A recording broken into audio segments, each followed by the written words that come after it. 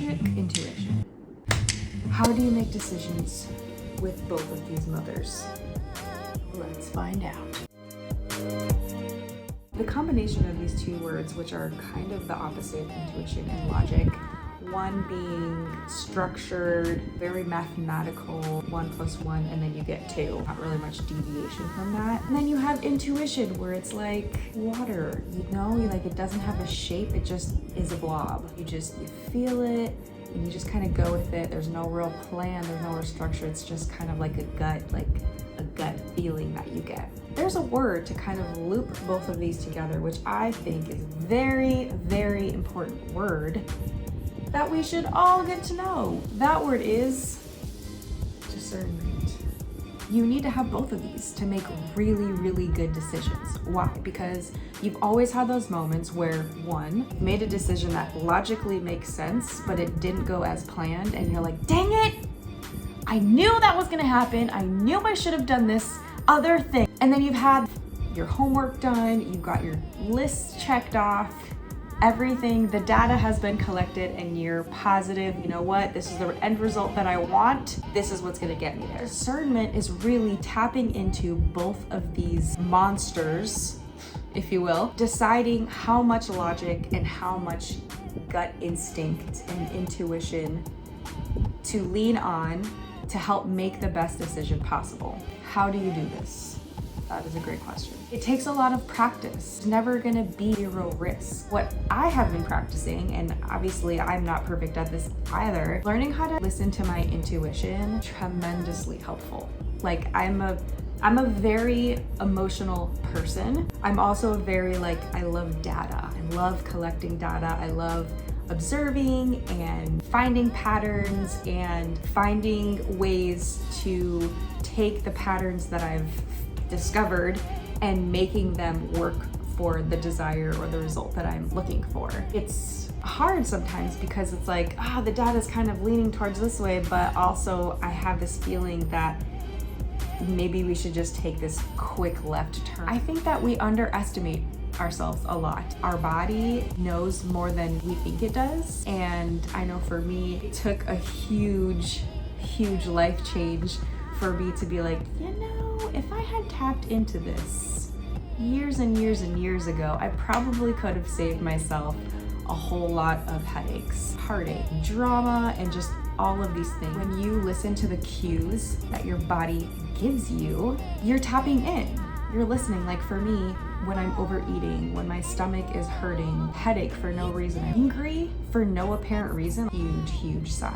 These are all signs that I've learned to listen to, and I think that it takes a lot of practice and intention to really listen to what each one of our bodies is telling us. Not a lot of us know what discernment is. It's a fancy word that I hear thrown around a lot, but I think the wisest people really have fantastic ability to spend time learning things. They're collecting lots and lots of fun facts, but then on the other part of that, they are really in tune with taking into account like their surroundings, the people that are involved, the cause and the effect, and who's gonna benefit, and not just looking at it from, this is my end result and I want to make sure that I'm benefiting from it, but also making the best decision and taking into account every little thing. So it's like the most people or the most souls or everyone wins a little bit of something if possible. I think that to me is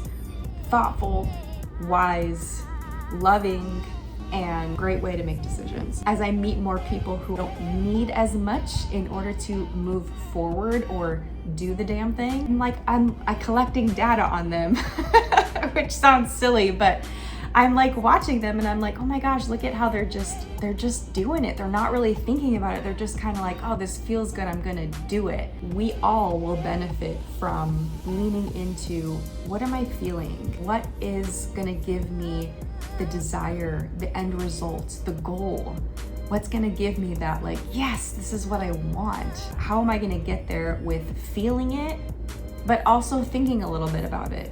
You're collecting that data, you're doing a little bit of that research, you're talking to people, you're listening to them and kind of putting pieces together that aren't really tangible. You're just kind of like putting them together in your head and in your heart, and you're feeling like, oh, I kind of understand how they're doing this, but it's really hard to put into words. That to me is intuition and logic, and the best way that I think we can do that is by discernment. Grabbing a little bit of both of these, making the best decision with both of these. Sometimes it's going to be more logical, sometimes it's going to be more intuitive, and it really just depends. And that's where that discernment comes in. It's like you have to feel and think your way to deciding, how do I get the result that I want? At the end of the day, we need to make decisions. We need to take action. That's how we move forward. You can't just sit in this space of, oh, I don't know, like I really want it to go this way, I really want it to go that way, and you take like a teeny tiny simple tiny step forward and things don't go your way, and you're just freaking out and trying to control everything. And sometimes when we try and control everything, it actually makes it worse. It's kind of like when you're falling or when you're in a car accident, they always tell you to like let your body be limp instead of rigid, because you're less likely to break bones if you're less rigid. Which seems like, oh my gosh, let me brace myself for this impact, but in actuality, your body naturally will form into the way that it should so that it won't break a bone as likely. Finding a balance between excessively relying on logic and practicality and excessively trusting our feelings. When you do this, you become aware that you're not going to get the perfect result. There's no perfection here, right? We're not striving for perfection. We're striving for becoming a better version of ourselves, making goals and finding ways to achieve them, taking steps forward so that we can achieve these goals. Then you collect this data and feel, intuitively what's happening, and you make this decision. You're aware that things aren't going to go according to plan. So you're kind of like, okay, so there's going to be probably some trips along the way, left turns that we'll have to take, or just things that pop up and you're like, okay, I'm gonna have to deal with this, reconfigure, and then continue forward. And I think that that's something that we forget, and I just want to be this reminder of, we're not gonna get it right the first time sometimes. Very rarely do I get things right the first time, and I used to get so frustrated. I would just need this perfection to feel like I'm performing well, like I'm doing a good job, and I need to do it on the first time, when really it's a lot harder to mess it up over and over and over again and continue to make it more perfect, which when you're on this personal growth journey, that's it. That's all we're doing, is we're trying to get better. So this is that process. And that's like the perfection in us fighting against that desire for personal growth. Kind of like intuition and logic kind of clash against one another, but actually when you put them together, they're actually quite beautiful, because I think discernment is such a beautiful gift. And I do think it is a gift. It's not something that honestly everyone has. Take a moment to be aware that you're going to make this decision, the best decision that you can, using intuition and logic to get to your end goal. And if you don't get there right away, maybe you just take a step forward and you're like, okay, didn't go as far as I thought I was gonna go. What did I learn? Okay, this worked. Sweet, I'm gonna continue doing that into this equation. This clearly did not work, so let's try something different. Maybe I can tweak it, maybe I can replace it altogether. You're putting puzzle pieces together and you're creating the picture that you want. It could be landscape, picture of your favorite TV show. It could be an animal, anything. So you are ultimately the creator of whatever actions you want to take for whatever end result that you want. Don't get down on yourself. Remember, we're not striving for perfection. We're striving to move forward. We're trying to get better. We're trying to grow as humans. Growing as a human means that you never stop getting better. This is exact thing that you need to do that. You're making decisions every single day. Some of them are really easy. I'm gonna pour the milk before my cereal because that's the way that you're supposed to do it. I don't know, it's in the books. Look it up somewhere. It makes more sense to do it that way. So you have this opportunity to never stop getting better. And if you're on a personal growth journey, it's like, holla, this is amazing. I have so many opportunities to get better. All I have to do is work on my ego. That's it. I have to prepare my ego to be like, yo, buddy, you're not gonna get it right the first time, so just take a chill pill for a second, right? Let's just reconvene here after a little bit. Let's see how we do the first time. Be proud of how far we've gotten and continue forward. That's it. By having this awareness that it's not going to be perfect, it's going to allow you to respond instead of react. That is also a really, really important thing to remember. There's a lot of people out there that are expecting perfection, and then when they don't get it because it's an unrealistic expectation, but to them it is realistic, they're totally surprised. So, I mean, myself included, what do? Freak out. We're angry. I don't like how I am when I'm very, very, very angry.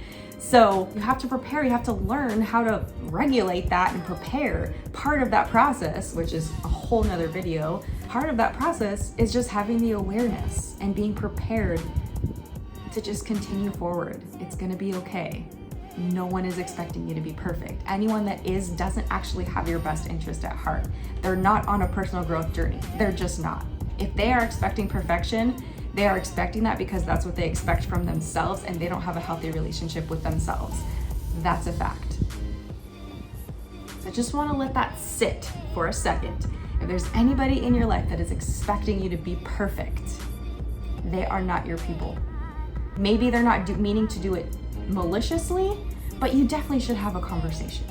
Okay, I don't want to go too far off topic, but remember, perfection is not the goal. Progress is the goal. We're here to grow. We're here to be sustainable people, because in order to have a healthy, happy planet, we have to have healthy people on it, right? I'm not going to be able to save the world every single day if I don't know how to get up off the couch, right? Or if I'm eating my feelings all day long, gaining weight, and then feeling crappy about myself. No, I need to process whatever emotion I'm going through so that I can be a sustainable human, so that I can go out and focus on how can I reduce my waste? How can I create better relationships with people? How can I encourage someone today?